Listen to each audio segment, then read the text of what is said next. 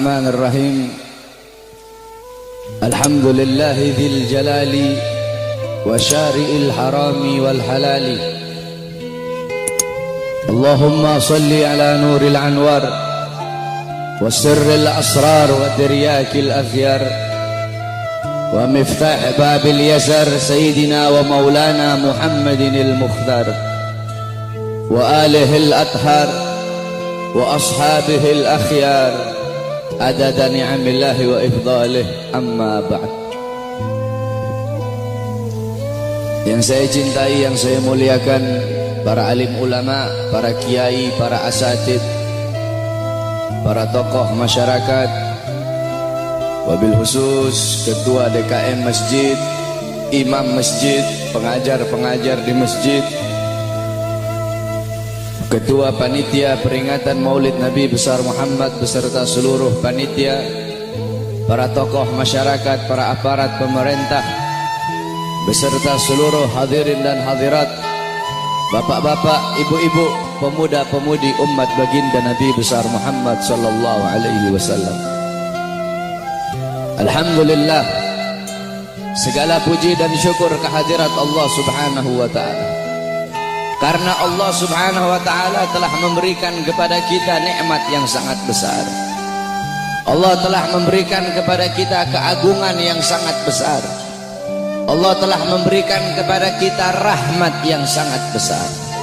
Apa nikmat Allah yang sangat besar? Apa karunia Allah yang sangat besar? Apa rahmat Allah yang sangat besar?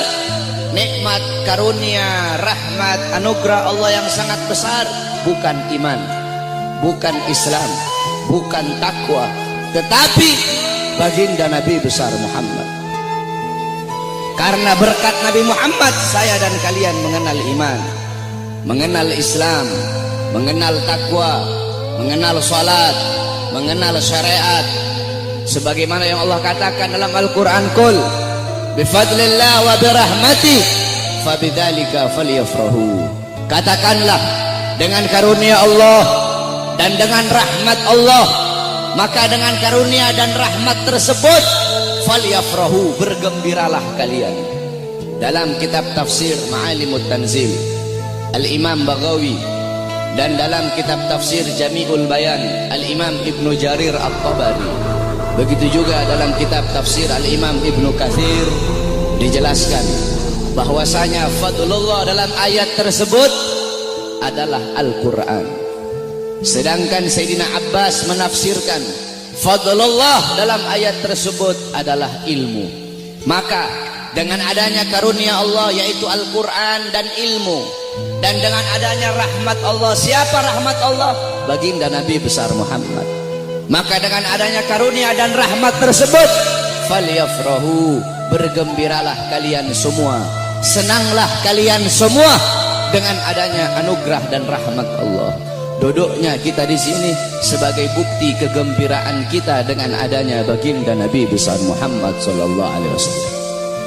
Beliau nikmat yang begitu besar, beliau rahmat Allah yang sangat besar untuk kita semua, dan Allah jadikan kita sebagai umatnya beliau.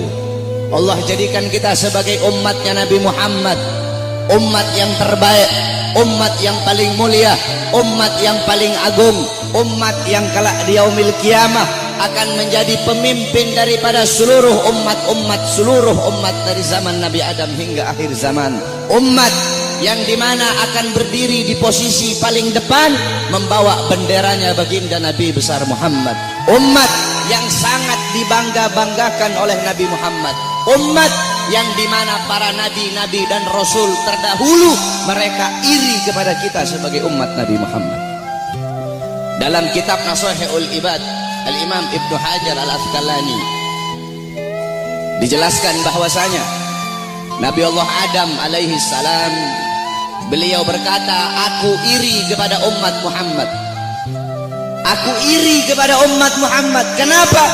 Karena Allah memberikan kepada mereka 4 macam kemuliaan yang tidak pernah Allah berikan kepadaku, tapi Allah berikan kepada mereka. Apa 4 macam kemuliaan yang Allah berikan untuk kita tapi tidak Allah berikan kepada Nabi Adam? Yang pertama kata Nabi Allah Adam alaihissalam, Allah menerima taubatku ketika aku berada di kota Mekah saja, tidak di kota-kota yang lain. Tetapi bagi umat Nabi Muhammad, dimanapun mereka bertaubat, Allah terima taubatnya. Ketahui saudara-saudara, Nabi Allah Adam ketika Allah keluarkan dari sorga, itu Allah turunkan di India, di bawah kaki gunung Himalaya. Siti Hawa Allah turunkan di Jeddah, Iblis Allah turunkan di Basrah. Selama 450 tahun Nabi Adam bertaubat, taubat beliau belum diterima oleh Allah Subhanahu wa taala.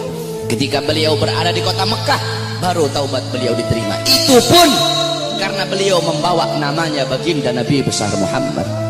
Beliau berdoa, ya Rabb bihaqqi Muhammad, ya Allah, demi hak Muhammad, demi kehormatan Muhammad, kemuliaan Muhammad, keagungan Muhammad, terima taubatku ya Allah.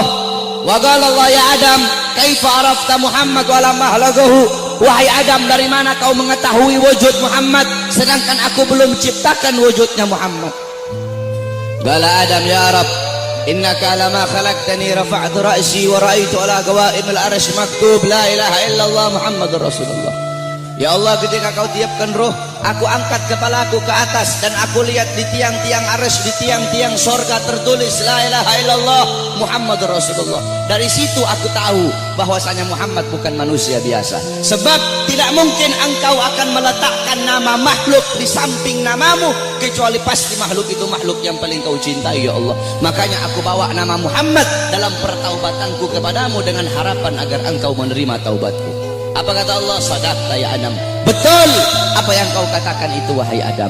Kalau engkau bermohon kepadaku dengan membawa nama Muhammad, ketahuilah telah aku ampuni dosamu wahai Adam. Walaula Muhammad ma khalaqtuka ya Adam. Dan kalau bukan karena Muhammad, tidak akan aku ciptakan engkau wahai Adam. Allah menerima taubat Nabi Adam ketika beliau berada di kota Mekah. Apa kata Nabi Adam? Sedangkan bagi umat Muhammad, dimanapun mereka berada, saya dan kalian kalau mau bertobat dari dosa, tidak harus kita ke Mekah, saudara-saudara. Kita bertobat dimanapun tempatnya.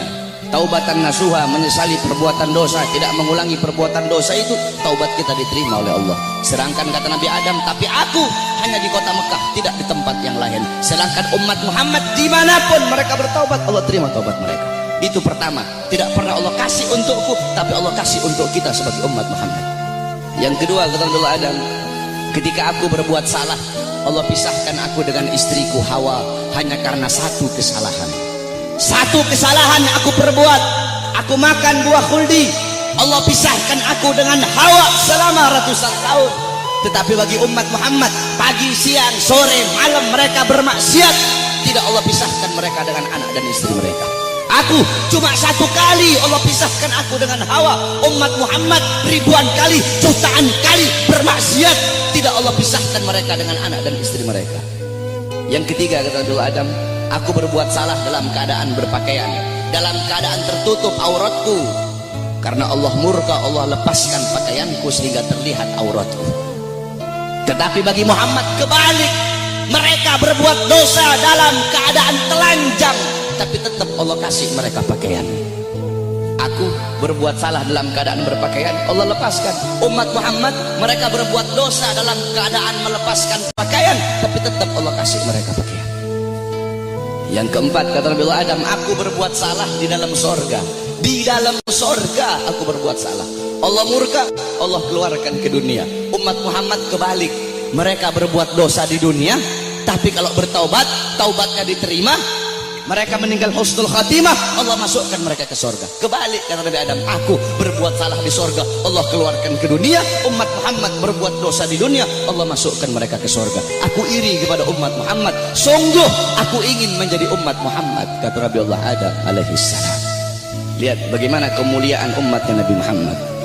Nabi Musa alaihissalam ketika beliau naik ke Tur Sina, naik ke Bukit Sina, beliau berdoa, ya Allah, aku ingin melihat cahayamu, aku ingin melihat zatmu, aku ingin melihat wajahmu ya Allah.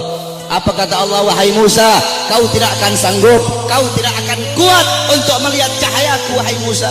Ketahuilah, antara diriku dengan hamba-hambaku ditutupi dengan 70.000 hijab, 70.000 penghalang yang menutupi antara diriku dengan hamba-hambaku. Al-Imam Ghazali menjelaskan, penghalang Allah itu Allah ciptakan dari cahaya, dari air, dan dari kegelapan.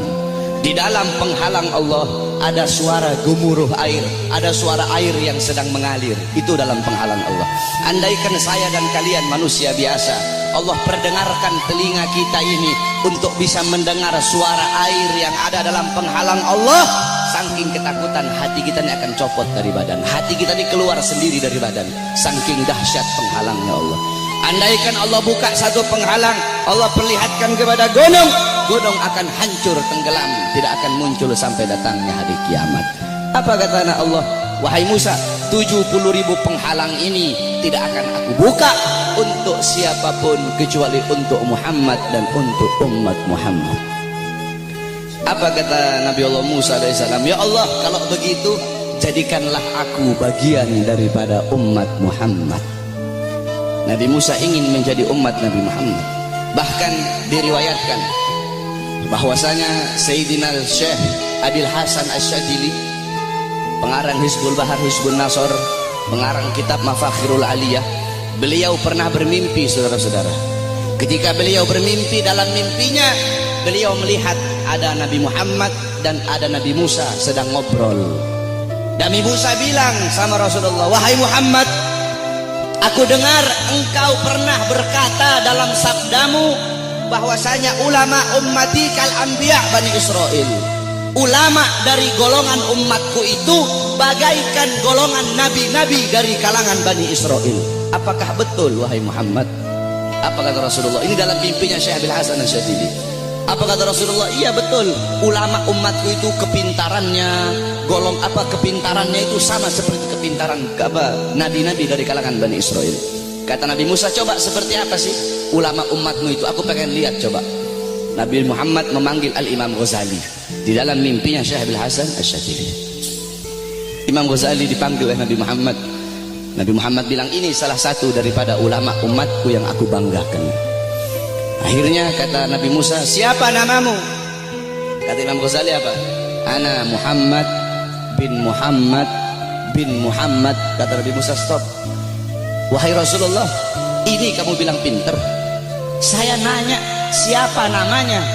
Dia jawab Muhammad bin Muhammad bin Muhammad. Kalau dia pinter cukup dia jawab Muhammad. Stop, sudah. Nggak usah dia bilang Muhammad bin Muhammad. Saya nggak nanya nama bapaknya, saya nggak nanya nama kakeknya. Kalau dia pinter cukup dia jawab Muhammad. Udah, stop. Atau Muhammad Al-Ghazali. Dalam kitab Tabaqat Syafi'iyah, Al-Imam Ghazali. Ghazali itu adalah nisbat nama tempat kelahiran beliau. Tetapi ada juga ulama yang mengatakan Ghazali itu nisbat kepada pekerjaan keluarga beliau, yaitu tukang tenun, tukang sol. Nah, kata Nabi Musa, kalau kamu pinter cukup kamu jawab Muhammad, nggak usah kamu bilang Muhammad bin Muhammad bin Muhammad, kepanjangan. Apa kata Nabi Musa? Apa kata Imam Ghazali? Ya Rasulullah, izinkan aku untuk menjawab ya Rasulullah. Diizinkan oleh Rasul, dijawab oleh Imam Ghazali, wahai Musa kalimullah. Dulu Allah pernah nanya, wahai Musa, apa yang ada di tanganmu? Engkau bilang, ya Allah ini tongkat. Tongkat ini untuk menyandar, untuk bersandar. Tongkat ini untuk memukul. Harusnya kalau kau pinter cukup kau jawab, ini tongkat. Nggak usah kau jawab tongkat ini untuk ini, untuk ini, untuk ini. Karena Allah nanya apa yang ada di tanganmu. Allah tidak tanya untuk apa itu.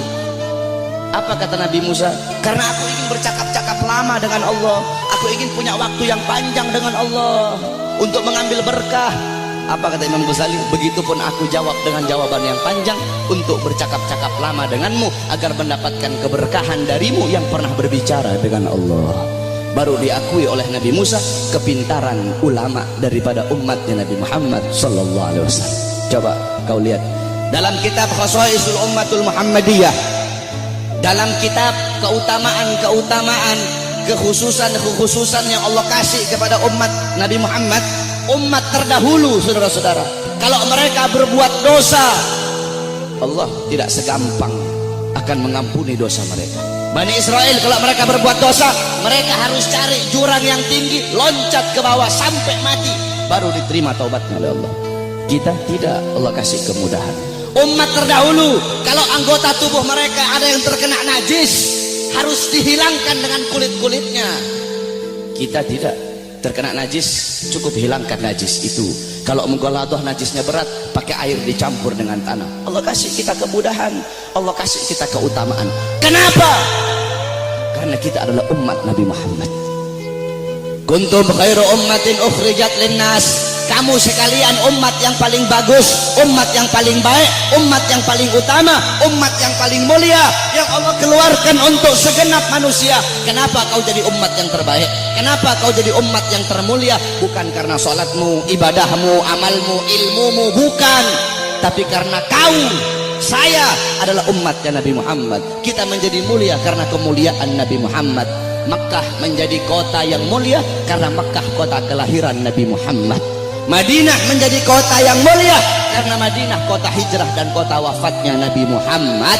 Hajar Aswad menjadi batu yang mulia karena Hajar Aswad pernah dicium oleh bibirnya Nabi Muhammad. Buraq menjadi kendaraan yang mulia karena Buraq pernah ditunggangi oleh Nabi Muhammad. Bahkan ada salah satu ulama yang mempertanyakan, siapa yang lebih mulia, sendalnya Nabi atau malaikat Jibril alaihissalam? Jibril alaihissalam tidak pernah berjumpa langsung dengan Allah, tetapi Nabi Muhammad bahkan sendalnya telah berjumpa dengan Allah. Dalam kitab Al-Anwar Al-Bahiyah dijelaskan sendalnya Nabi berjumpa dengan Allah. Kenapa sandal itu menjadi mulia? Sandal itu menjadi mulia karena dipakai oleh kaki yang mulia, kakinya baginda Nabi besar Muhammad. Pernah seseorang bertanya kepada salah satu ulama, siapa yang lebih mulia, Ka'bah ataukah makbarahnya Nabi? Ka'bah atau kuburnya Nabi yang lebih mulia? Apa jawab ulama itu? Kalau kita lihat dari kuburnya, maka Ka'bah lebih mulia. Tetapi kalau dilihat dari sesuatu yang bersemayam dalam kubur itu, maka sesuatu yang bersemayam dalam kubur itu lebih mulia ribuan jutaan kali daripada Ka'bah. Siapa? Nabi Muhammad sallallahu alaihi wasallam. Kita menjadi mulia karena Nabi Muhammad. Ma madahtu Muhammadan bi qasidati walakin mudiha qasidati bi Muhammadin. Tidaklah aku memuji Nabi dengan syairku, aku tidak memuliakan Nabi dengan syairku, aku tidak mengagungkan Nabi dengan syairku, tetapi syairku yang menjadi mulia karena telah memuliakan Nabi Muhammad. Syairku yang menjadi agung karena telah mengagungkan Nabi Muhammad. Syairku yang menjadi terpuji karena telah memuji Nabi Muhammad. Kalian semua yang duduk di sini merayakan Maulid Nabi. Nabi Muhammad tidak butuh, tapi kita yang butuh untuk merayakan Maulid Nabi Muhammad. Kamu duduk di sini memuliakan Nabi, mengagungkan Nabi. Nabi tidak butuh, tapi kamu yang butuh untuk memuliakan dan mengagungkan Nabi Muhammad. Kamu duduk di sini bersolawat kepada Nabi, memuji Nabi, mengagungkan Nabi. Itu tidak akan menambahkan kemuliaan Nabi. Kalau dengan kamu bersolawat menambahkan kemuliaan Nabi, berarti Nabi butuh dengan solawatmu. Nabi tidak butuh, tapi kamu dan saya yang butuh dengan bersolawat kepada Nabi. Kita memuliakan Nabi tidak akan menambahkan kemuliaan Nabi, tapi itu menambahkan kemuliaan kita. Kita tidak bersolawat, tidak mengagungkan beliau, itu juga tidak akan mengurangi kemuliaan beliau. Karena beliau kemuliaannya lautan jadi tinta, pohon jadi pena, digunakan untuk melukis kemuliaan Nabi. Lautan jadi tinta, pohon jadi pena, tidak akan sanggup untuk melukis tentang kemuliaan Nabi Muhammad. Maka saya dan kalian menjadi mulia karena kemuliaan Nabi Muhammad sallallahu alaihi wasallam. Nabi Allah Adam, saudara-saudara, Allah memerintahkan kepada seluruh penghuni langit untuk bersujud kepada Adam. Kenapa, saudara-saudara? Para ulama mengatakan, pertama, untuk memuliakan nur Nabi Muhammad yang ada dalam tulang sulbi Nabi Adam alaihissalam. Makanya kenapa ketika iblis tidak mau bersujud, Allah sangat-sangat murka. Allah tidak memandang Nabi Adamnya, tetapi yang Allah pandang nur Nabi Muhammad yang ada dalam tulang sulbi Nabi Allah Adam alaihissalam. Saudara-saudara, para ulama-ulama salaf kita itu kalau dengar azan, mereka pasti meletakkan kedua jempolnya ini di langit-langit. Mereka letakkan di langit-langit, kemudian mereka usap di kelopak mata mereka sambil berkata, marhaban bi habibi wa qurrati aini. Kenapa, saudara-saudara? Dulu Nabi Adam alaihissalam itu selalu dibuntuti oleh malaikat. Kemanapun Nabi Adam pergi diikuti oleh malaikat. Nabi Adam bertanya, ya Allah, kenapa setiap aku pergi kok di belakangku selalu ada malaikat? Apa kata Allah? Karena mereka tertarik dengan nur yang ada dalam tulang sulbimu. Apa nur yang ada dalam tulang sulbimu. Nur itu adalah nur daripada nanti salah satu cucumu. Kemudian apa kata Nabi Adam? Ya Allah, kalau begitu tolong pindahkan nur ini ke hadapanku ya Allah. Dipindahkan nur Nabi Muhammad di hadapan Nabi Allah Adam alaihissalam. Ketika dihadapkan di hadapan Nabi Allah Adam, malaikat yang di belakang semua berdiri di depan Nabi Allah Adam alaihissalam. Nabi Adam ini penasaran seperti apa bentuknya ini nur sampai malaikat begitu tertarik. Apa kata Nabi Allah Adam? Ya Allah, kalau begitu tolong pindahkan nur ini di kedua kukuku agar aku bisa melihat seperti apa nur itu. Ditaruh nur Nabi Muhammad di kukunya Nabi Allah Adam. Ketika Nabi Allah Adam melihat keindahan nurnya Nabi Muhammad, Nabi Allah Adam berkata, marhaban bihabibi wa qurrati aini. Baru beliau usapkan. Lihat bagaimana Allah SWT memuliakan Nabi Allah Adam, karena dalam tulang sulbinya terdapat nur baginda Nabi besar Muhammad SAW. Allah menyelamatkan Nabi Allah Nuh. Allah selamatkan Nabi Allah Nuh dari banjir yang besar, dari musibah yang besar. Kenapa? Karena dalam tulang sulbi Nabi Allah Nuh terdapat nur baginda Nabi besar Muhammad. Allah selamatkan Nabi Allah Ibrahim alaihissalam dari api Namrud. Kenapa?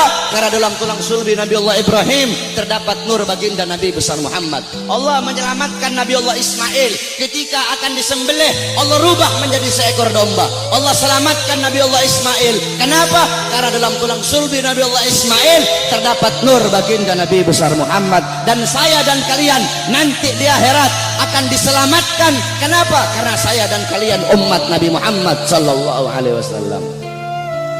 Oleh karena itu saudara-saudara, bagi kami para habaib, maulid bukan hari raya, tapi bagi kami maulid lebih mulia dan lebih agung daripada hari raya.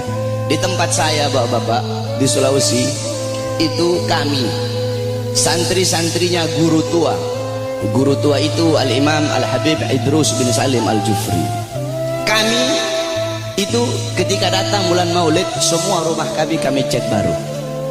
Datang bulan maulid, semua rumah kami cat baru, kampung kami hias, jalan kami baguskan. Hanya di bulan maulid, tidak di bulan yang lain. Hari raya, rumah kami tidak kami cat baru. 17 Agustus, rumah kami tidak kami cat baru. Maulid, rumah kami cat baru. Kenapa? Karena bagi kami maulid adalah hari yang paling mulia di muka buminya Allah Subhanahu wa taala. Kenapa bisa seperti itu? Dalam kitab Tuhfa, dalam kitab Hawashi Syarwani ala Tuhfal Muhtaj. Hawashi Syarwani itu kitabnya Al-Imam Syarwani. Tuhfal Muhtaj itu kitabnya Al-Imam Ibnu Hajar Al-Haytami, yang dimana Tuhfal Muhtaj adalah syarah daripada kitab Minhajut Thalibin Al-Imam Nawawi. Jadi kalau ente orang belajar fikih, ada namanya matan, ada namanya syarah, ada namanya hawashi. Matan itu isi, syarah itu penjelasan daripada matan, hawashi penjelasan lebih rinci daripada syarah. Jadi matan diberi syarah, syarah diberi hawashi. Matannya itu Minhajut Thalibin Imam Nawawi, disyarahkan oleh Imam Ibnu Hajar Al-Haytami, yaitu Tuhfal Muhtaj, syarah Minhaj. Tuhfal Muhtaj kemudian dijelaskan lagi oleh Al-Imam Syarwani yang diberi nama Hawashi Syarwani. Dalam kitab Hawashi Syarwani dijelaskan bahwasanya inna afdhalal layali, sesungguhnya paling mulianya malam itu, paling utamanya malam itu, yaitu malam kelahiran baginda Nabi besar Muhammad. Setelah malam kelahiran Nabi baru malam Lailatul Qadar. Setelah malam Lailatul Qadar baru malam Isra. Setelah malam Isra setelah malam Lailatul Qadar malam Jumat. Setelah malam Jumat baru malam Isra. Kenapa malam kelahiran Nabi menjadi malam yang paling mulia? Kenapa malam kelahiran Nabi menjadi malam yang paling agung? As-Sayyid Al-Habib Muhammad bin Alwi Al-Maliki, beliau mengutip perkataan daripada Al-Imam Haramain Sayyid Amin Qutbi. Beliau berkata, Sayyid Amin Qutbi berkata, ya Lailatul Itsnain, madza safahat, wahai malam Senin, apa yang telah menyapamu? Wahai malam Senin, apa yang telah menyapamu? Kau begitu mulia, kau begitu agung, engkau begitu wangi, wahai malam Senin. berawal hari-hari yang mulia dalam Islam, semua berawal darimu. Adanya Idul Fitri, adanya Idul Adha, adanya Ramadan, adanya Rajab, adanya Fathul Makkah, adanya kemenangan perang Badar, adanya Lailatul Qadar, adanya hari Jumat, adanya malam Jumat, adanya 10 Muharram, semua berawal darimu wahai malam Senin. Kenapa? Karena pada malam Senin itu lahir baginda Nabi besar Muhammad sallallahu alaihi wasallam, sehingga malam kelahiran Nabi menjadi malam yang paling mulia di muka bumi. Kenapa? Karena kalau tidak ada kelahiran Nabi, tidak akan ada Idul Fitri, tidak akan ada Idul Adha, tidak akan ada iman, tidak akan ada Islam. Makanya sampai-sampai begitu Allah memuliakan kelahiran Nabi Muhammad, karena begitu Allah ini memuliakan kelahiran Nabi, sampai-sampai orang yang meninggal dalam keadaan kafir, akan tetapi karena dia gembira dengan kelahiran Nabi, Allah ringankan azabnya dalam neraka. Dalam kitab tafsir Bidayah wa Nihayah, Al-Imam Ibnu Katsir beliau meriwayatkan bahwasanya Sayyidina Abbas bin Abdul Muthalib pernah bermimpi berjumpa dengan Abu Lahab. Dalam mimpinya Sayyidina Abbas bin Abdul Muthalib bermimpi Abu Lahab sedang disiksa dalam neraka. Akan tetapi setiap hari Senin azab dan siksanya Abu Lahab dihentikan dan Allah gantikan dengan rahmat.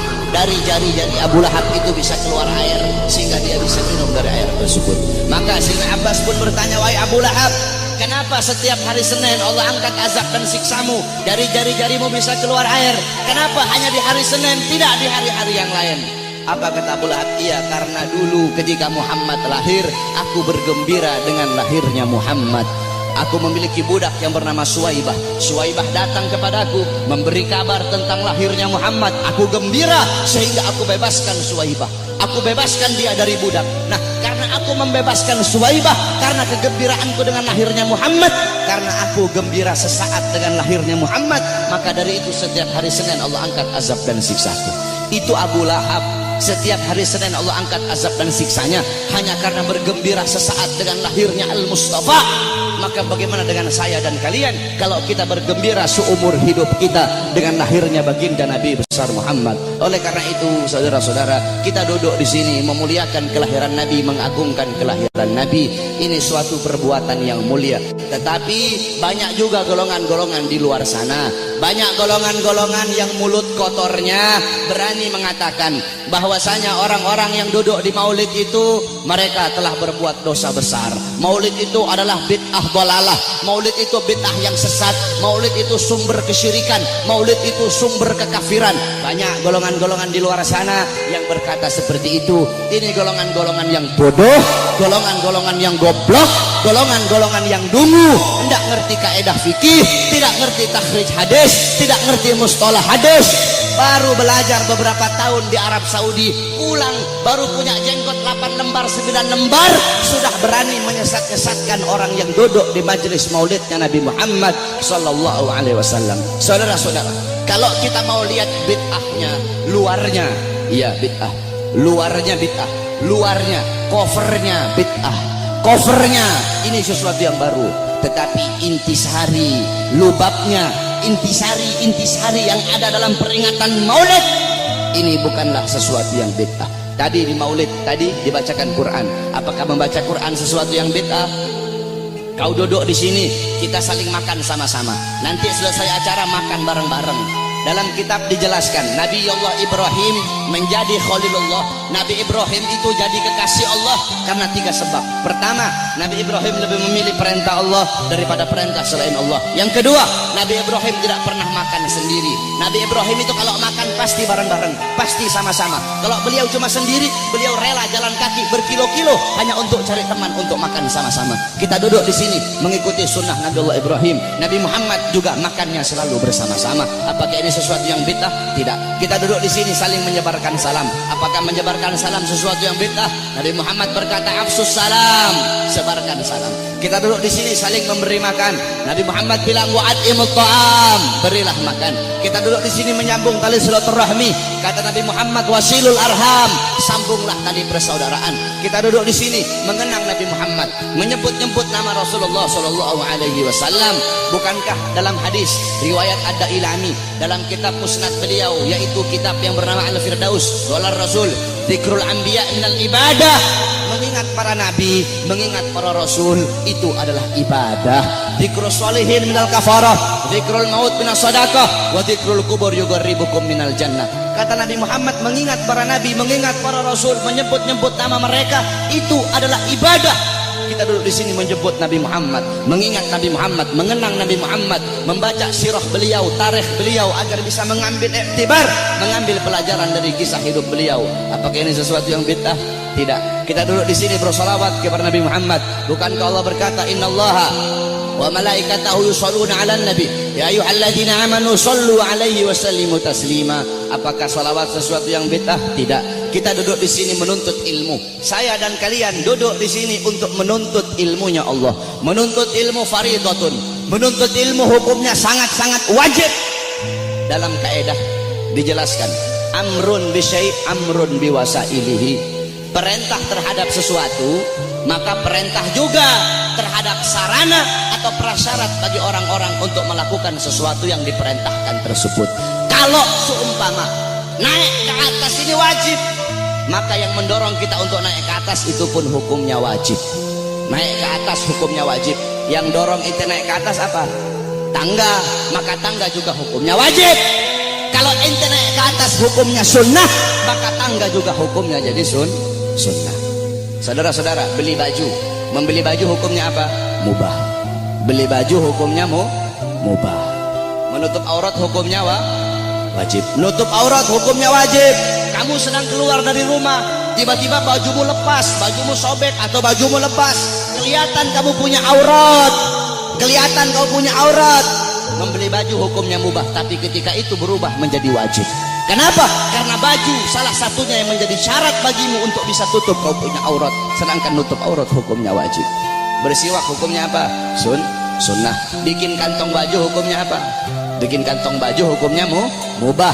Bersiwak hukumnya sunnah. Bikin kantong baju hukumnya mubah. Kamu mau keluar rumah, kantong apa? Bajumu tidak punya kantong. Bajumu tidak punya kantong. Kalau tidak ada kantong tidak bisa kamu bawa. Kamu punya siwak. Sedangkan bersiwak hukumnya sunnah. Bikin kantong baju hukumnya mubah. Ketika itu berubah, bikin kantong baju hukumnya jadi sunnah. Kenapa? Karena kantong baju yang jadi syarat bagimu untuk bisa bawa kau punya siwak. Nah, menuntut ilmu hukumnya wajib, saudara-saudara. Maka ketika maulid menjadikan dirimu, mendorong dirimu untuk menuntut ilmu, maka ketika itu maulid pun hukumnya berubah menjadi wajib. Kalau maulid mendorong engkau untuk sedekah, sedekah hukumnya sunnah, maka maulid juga hukumnya menjadi sunnah. Bersolawat hukumnya sunnah, maka ketika itu maulid mendorong kau untuk bersolawat, maka maulid juga hukumnya menjadi sunnah. Oleh karena itu nanti wasiat saya, kalau nanti ada yang nanya kepada kalian semua, kenapa kamu merayakan maulid Nabi Muhammad? Jawab, saya merayakan maulid Nabi untuk memuliakan dan mengagungkan kelahiran Nabi. Siapa yang suruh memuliakan kelahiran Nabi? Siapa yang suruh mengagungkan kelahiran Nabi? Yang suruh adalah Allah. Ayat tadi itu, qul bi fadlillah wa bi rahmati fabidzalika falyafrahu. Katakanlah dengan anugerah dan rahmat Allah, dengan rahmat itu fayafrahu, gembira kalian, senanglah kalian dengan adanya karunia dan rahmat Allah subhanahu wa ta'ala. Saudara-saudara, ada beberapa ibadah yang sengaja dikaitkan dengan sejarah. Contohnya haji. Haji itu ibadah wajib, sengaja dikaitkan dengan sejarah Nabi Allah Ibrahim, mulai dari wukuf, tawaf, sa'i, melempar jumrah, sehingga ibadah haji menjadi ibadah wajib. Berpuasa pada tanggal 10 Muharram. Berpuasa pada tanggal 10 Muharram itu sengaja dikaitkan dengan sejarah Nabi Musa alaihi salam. Ketika Rasulullah nanya sama Yahudi Madinah, kenapa kalian berpuasa pada tanggal 10 Muharram? Kata Yahudi Madinah, karena kami bersyukur atas selamatnya Nabi Musa dari kejaran tentara Fir'aun. Apa kata Rasulullah? Nahnu ahaqqu bi Musa minkum. Kami lebih berhak atas Musa daripada kalian. Rasul pun memerintahkan para sahabat untuk berpuasa pada tanggal 10 Muharram, sehingga berpuasa pada 10 Muharram menjadi ibadah sunnah. Saudara-saudara, para ulama mengatakan, jikalau perhatikan kata-kata ini, jikalau berpuasa pada tanggal 10 Muharram menjadi ibadah sunnah karena bersyukur atas selamatnya Nabi Musa, maka bagaimana dengan terselamatkan seluruh alam semesta ini berkat adanya Nabi Muhammad? Selamat Nabi Musa, kalian bersyukur dengan berpuasa di tanggal 10 Muharram. Maka bagaimana dengan terselamatkan seluruh alam semesta berkat Nabi Muhammad sallallahu alaihi wasallam. Saudara-saudara, kita ini udah telat. Saya dan kalian udah telat, saudara-saudara. Yang pertama kali memuliakan kelahiran Nabi, yang pertama kali mengagungkan kelahiran Nabi adalah Allah Subhanahu wa taala. Tetapi Allah punya cara lain. Cara Allah tidak sama dengan cara kita. Cara kita memuliakan hari kelahiran Nabi, duduk di sini undang para ulama, para habaib, para kiai, minta nasihat dari beliau-beliau, bersolawat, baca maulid. Itu cara kita. Tapi Allah punya cara sendiri.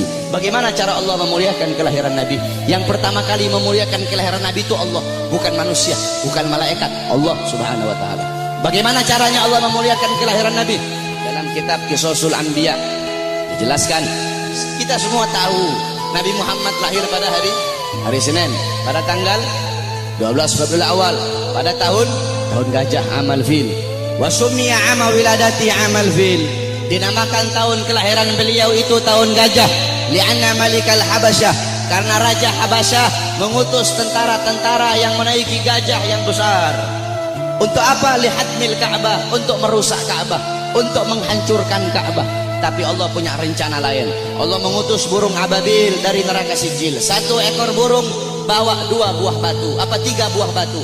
1 batu di mulutnya, 2 batu ditaruh di kakinya. Dengan izin Allah itu burung terbang. Allah perintahkan untuk melemparkan itu batu di atas kepala tentara gajah.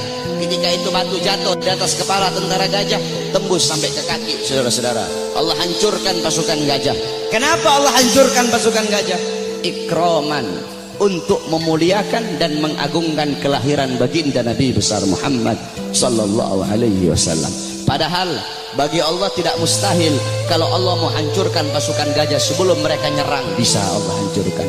Tapi kenapa Allah hancurkan ketika mereka menyerang Ka'bah? Untuk memuliakan kelahiran dan keagungan, untuk mengagungkan kelahiran baginda Nabi besar Muhammad.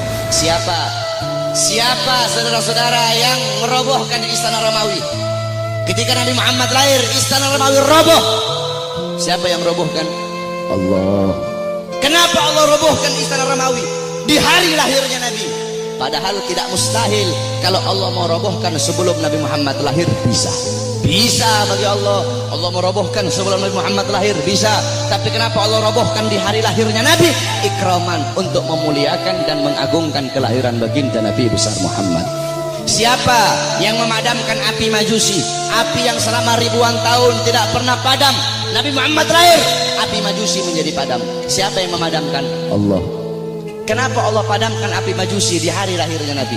Kok tidak di hari-hari sebelumnya? Padahal tidak mustahil bagi Allah untuk memadamkan api Majusi sebelum Nabi Muhammad lahir, bisa. Tapi kenapa di lahirnya hari Nabi Muhammad? Ikraman, untuk memuliakan dan mengagungkan kelahiran Nabi Muhammad. Oleh karena itu Allah saja memuliakan kelahiran Nabi, Allah saja mengagungkan kelahiran Nabi. Maka kita siapa kok tidak memuliakan dan tidak mengagungkan kelahiran baginda Nabi besar Muhammad sallallahu alaihi wasallam? Oleh karena itu saudara-saudara, cintai beliau, jadikan beliau sebagai teladanmu, jadikan beliau sebagai pedomanmu, jadikan beliau sebagai idolamu. Nabi Muhammad mencintai kalian. Nabi Muhammad sangat cinta kepada kalian, sampai-sampai kata Sayyidina Ali, Sayyidina Ali karam wajha, inna Rasulillah fi akhir nafsi harrakat syafataihi marratain fa'algaitu sam'i fasami'tuhu yaqul ummati ummati faqubida Rasulillah sallallahu alaihi wasallam wa qala law kanatid dunya tadumu li wahidin la kana Rasulillah fiha mukhallada. Apa kata Sayyidina Ali pada saat detik-detik terakhir nafasnya Nabi Muhammad? Aku melihat beliau menggerakkan bibirnya dengan 2 kali gerakan. Aku dekatkan telingaku, aku mendengar beliau berkata ummati ummati faqubida Rasul, dan meninggal Nabi Muhammad. Apa kata Sayyidina Ali? Lau kanatid dunya tadumu li wahidin la kana Rasulillah fiha mukhallada. Andaikan bisa satu wujud hidup abadi di muka bumi, yang paling pantas itu cuma Nabi Muhammad. Saking mulianya Nabi besar Muhammad sallallahu alaihi wasallam. Nabi Muhammad mengorbankan nyawanya, mengorbankan jiwanya untuk siapa? Untuk kalian sebagai umat. Nabi Muhammad, beliau pipi beliau tertusuk tulang sampai tembus ke sebelah. Demi siapa?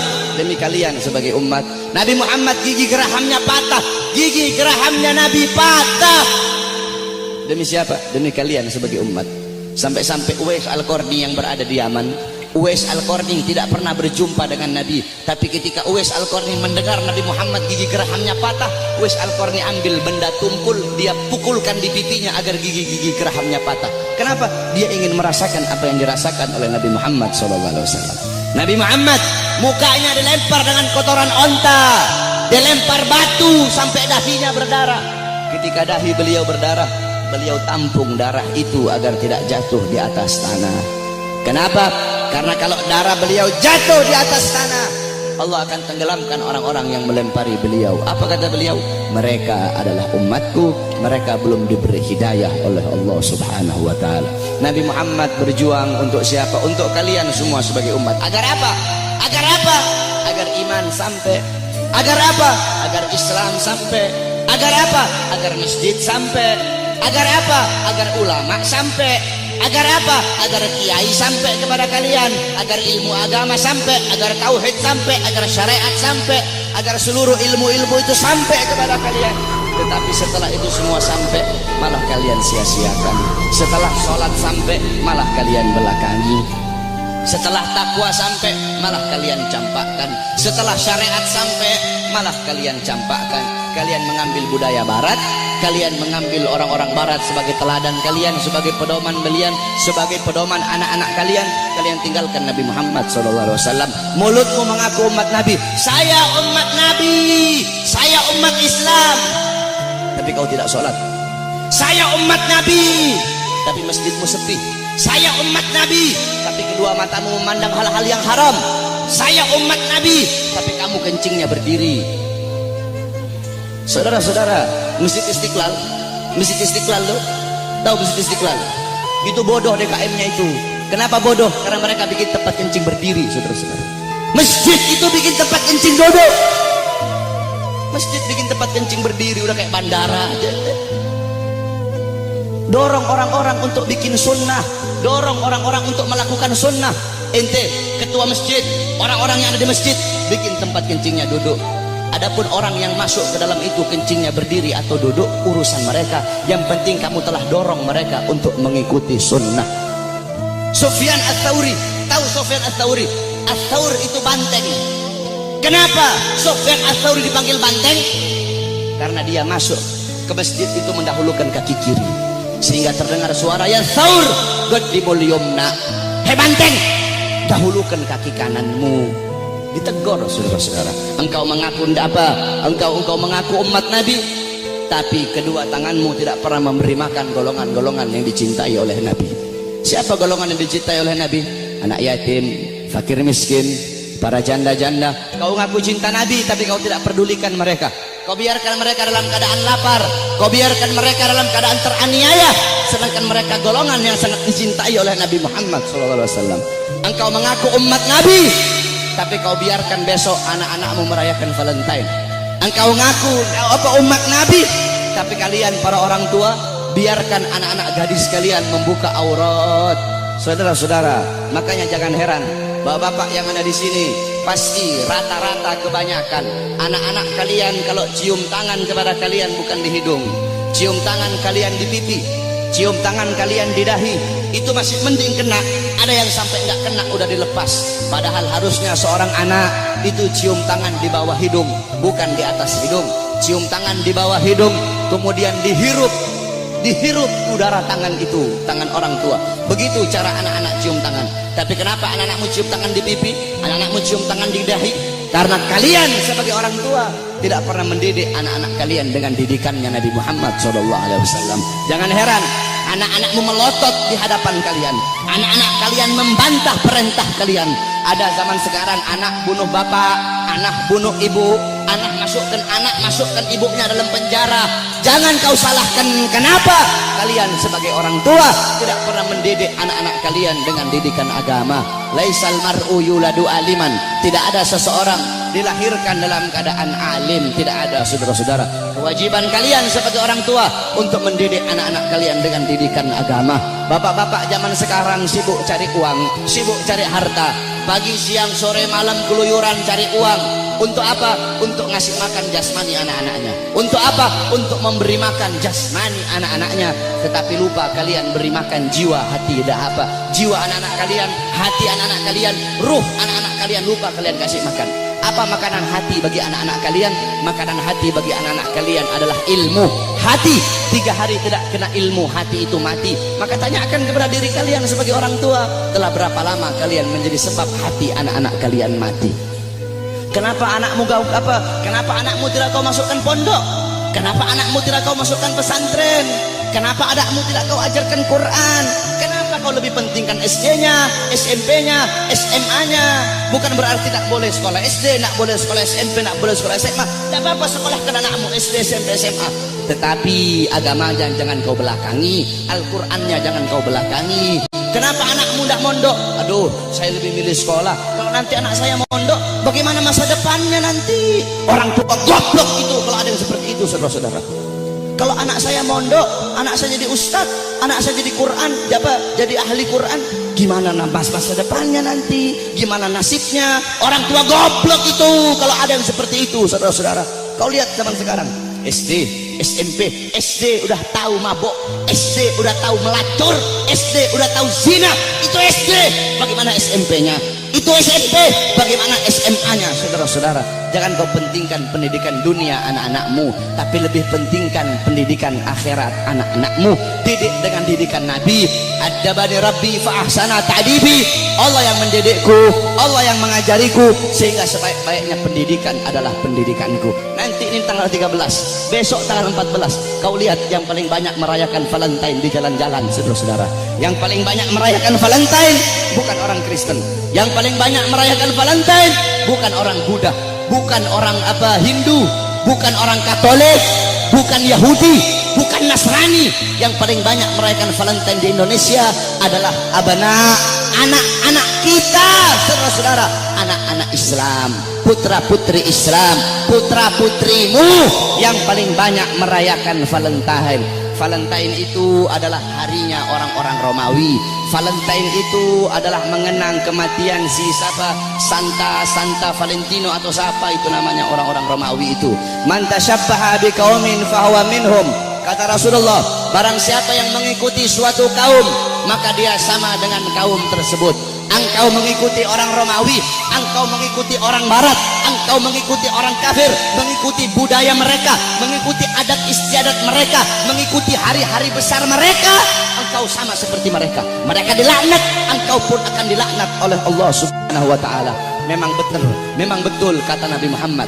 Nabi Muhammad sallallahu alaihi wasallam, beliau pernah bersabda, la taqumus saah. Kata beliau, tidak akan terjadi hari kiamat, kata beliau, hatta sehingga kata beliau, ta'khuda ummati, umatku itu mengambil jejak, umatku itu mengikuti jejaknya siapa? Jejaknya orang-orang sebelum mereka. Jejak orang-orang sebelum mereka, kata Nabi Muhammad sallallahu alaihi wasallam. Shibran bi shibrin, sejengkal demi sejengkal, kata Nabi Muhammad. Wa dhira'an bi dhira'in, sehasta demi sehasta, kata Nabi Muhammad. Fakila, kemudian ada di situ salah satu sahabat yang berkata, ya Rasulullah, maksudnya apa maksudnya kurun golongan-golongan sebelum mereka itu, apakah mereka ya Rasulullah, kata salah satu sahabat, apakah orang Persia, Warum, dan orang-orang Romawi? Apa kata Rasulullah SAW? Siapa lagi kalau bukan mereka? Lihat, yang dikatakan Nabi Muhammad SAW betul. Nanti ada nanti kiamat tidak akan terjadi, kiamat itu tidak akan datang. Nanti sebelum umatku itu sampai sehingga umatku akan mengikuti orang-orang Romawi dan orang-orang Persia, baik gaya pakaian mereka, mengikuti hari-hari besar mereka, kata Rasulullah sallallahu alaihi wasallam. Maka ketika itu sudah terjadi, berarti itu adalah salah satu daripada tanda-tanda kiamat. Oleh karena itu, saudara-saudara sekalian yang dimuliakan oleh Allah, didik kau punya anak-anak dengan didikan Nabi Muhammad. Begitu juga ibu-ibu zaman sekarang ini, mereka tahu di mana letak kursi mereka, di mana letak dapur mereka, di mana letak tempat make up mereka, tapi mereka tidak tahu di mana letak anak-anak perempuan mereka. Anak-anak perempuan kalian biarkan berjalan dengan laki-laki yang bukan muhrim. Anak-anak perempuan kalian biarkan telanjang. Anak-anak perempuan kalian biarkan membuka aurat. Saudara-saudara, Hadramaut melahirkan para aulia. Bumi Hadramaut itu melahirkan para wali, melahirkan para aulia, fuqaha, ulama. Kenapa? Itu tidak terlepas dari wanita-wanita yang ada di sana. Bagaimana wanita yang ada di sana? Wanita yang ada di sana seumur hidup mereka cuma keluar 3 kali. Seumur hidup mereka keluar cuma 3 kali. Pertama, ketika mereka masih kecil keluar bersama bapaknya. Kedua, ketika mereka sudah menikah keluar, diambil oleh suaminya, keluar dari rumahnya. Ketiga, ketika mereka mati keluar, diantar ke kuburnya. Itu seumur hidup 3 kali mereka keluar rumah. Makanya jangan heran kenapa wanita-wanita di sana melahirkan wali-wali, melahirkan orang-orang soleh, melahirkan wali songo yang datang bawa Islam ke Indonesia berasal dari sana. Kenapa? Itu tidak terlepas dari kesolehan, ketaatan, kezuhudan wanita-wanita yang ada di sana. Oleh karena itu para wanita-wanita, para istri-istri, ibu-ibu, jadikan Sayyidatuna Fatimah, Sayyidatuna Khadijah, Sayyidatuna Aisyah, Ummu Salamah, Ummu Aiman, Ummu Sulaim, Siti Khansa, Siti Mutiyah, wanita-wanita di zaman Nabi, wanita-wanita mulia. Jadikan beliau-beliau sebagai uswahmu, sebagai teladanmu, sebagai pedomanmu, agar kau bisa mendidik anak-anakmu dengan didikan Nabi Muhammad.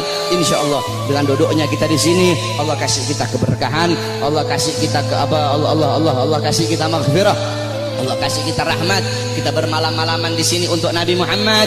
Insya Allah kedua mata kita Allah halalkan kelak di yaumil qiyamah untuk memandang wajah indah baginda Sayyidina Muhammad sallallahu alaihi wasallam. Amin amin ya rabbal alamin. Ingat saudara-saudara, tidak ada kata capek untuk Nabi, tidak ada kata mahal untuk Nabi Muhammad. Oh saya bikin maulid ini, aduh bagaimana ini, pusing saya nyari dana. Tidak ada kata mahal untuk Nabi Muhammad. Untuk Nabi terliudan itu tidak ada harganya. Kau bikin maulid, kalian nih takmir masjid bikin maulid, jangankan habis 1 triliun, kalian habis 100 triliun, itu murah untuk Nabi Muhammad sallallahu alaihi wasallam. Tidak ada kata mahal untuk Nabi Muhammad. Saudara-saudara, Nabi Muhammad, Sayyidatuna Khadijah semua hartanya habis.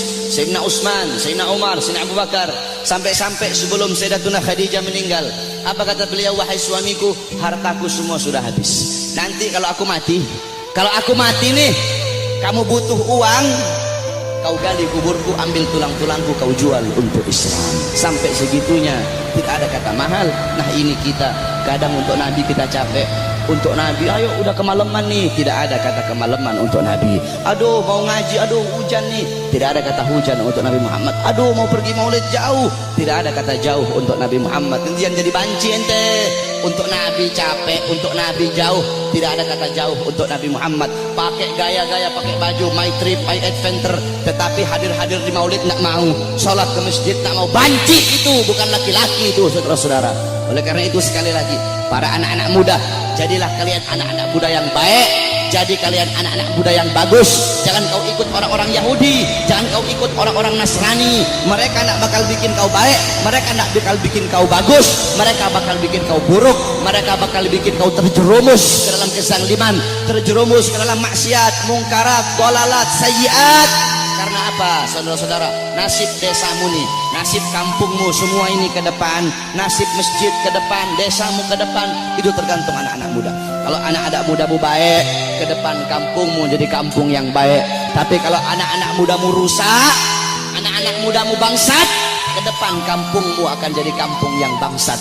Kalau negara sekarang ini anak-anak mudanya baik, kenal Nabi, ke depan negara ini akan jadi negara yang baik. Tapi kalau anak-anak mudanya narkoba, anak-anak mudanya judi, anak-anak mudanya melacur, anak-anak mudanya mabuk, ke depan ini negara akan jadi negara bangsat saudara-saudara. Tetapi kita berdoa kepada Allah, semoga Allah jadikan ini negara-negara aman, ini negara jadi negara yang baik, jadi negara yang makmur. Makmur bukan karena pejabatnya, makmur insya Allah karena doa-doa para ulama dan doa para solihin. Amin amin ya rabbal alamin. Ya Rabbana syarifna wa karimna bi ru'yati Sayyidina al-Mustafa. Ya Rabbana syarifna wa karimna bi ru'yati Sayyidina al-Mustafa. Kita doakan para ulama kita, para guru-guru, para ulama, para ustadz, para murabbi kita. Semoga Allah panjangkan umur beliau-beliau, karena beliau-beliau pewaris Nabi, penyambung lidah Nabi, penerus perjuangan Nabi. Semoga Allah panjangkan umur-umur beliau, Allah permudah urusan dunia akhirat beliau, Allah sehatkan jasmani dan ruhani beliau, sehingga ilmu-ilmu beliau bermanfaat untuk kita semua. Amin amin ya rabbal alamin. Wal afu minkum. Wassalamualaikum warahmatullahi wabarakatuh.